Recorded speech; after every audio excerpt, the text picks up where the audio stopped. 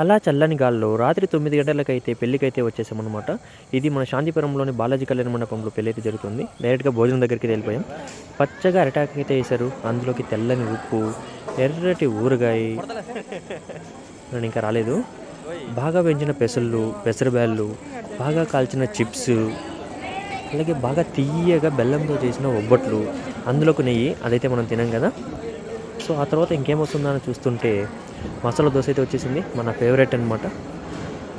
దానిలోకి తెల్లని పల్లీల చట్నీ అయితే వేశారు. అది ఇంకా సూపర్.